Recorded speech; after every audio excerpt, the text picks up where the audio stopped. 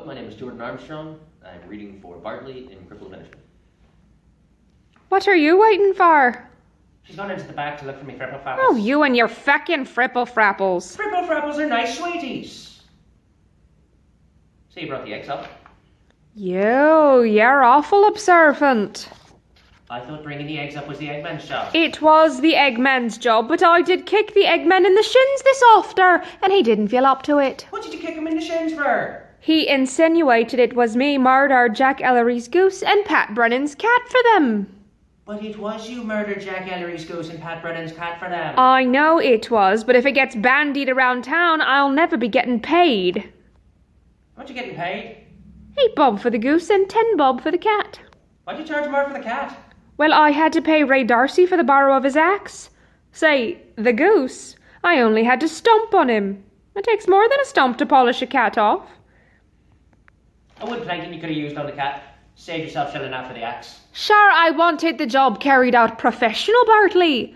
A plank is the weapon of a flat-faced child. I wouldn't use a plank on a blue-arsed fly. What would you use on a blue-arsed fly? I wouldn't use a thing on a blue-arsed fly. There's no money involved in killing blue-arsed flies.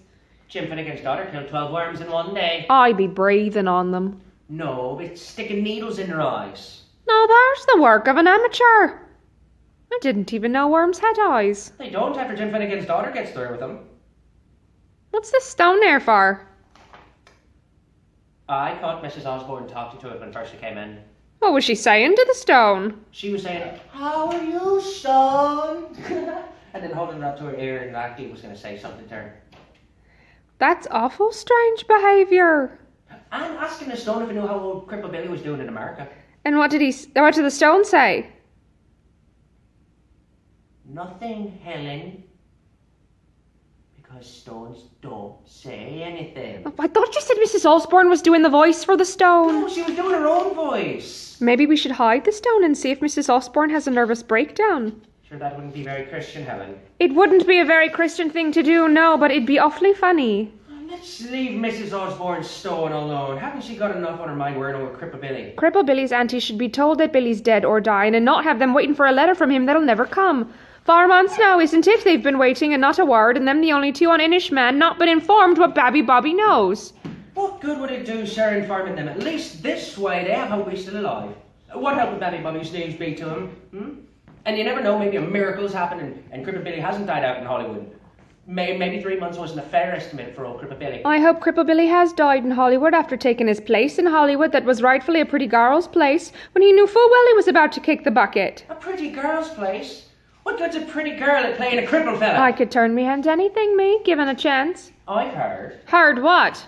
I've heard Hollywood's chock full of pretty girls. It's crippled fellas they're crying out for. What are you defending Cripple Billy for? Didn't he promise to send you a package of Yalamalas you've never seen a lick of?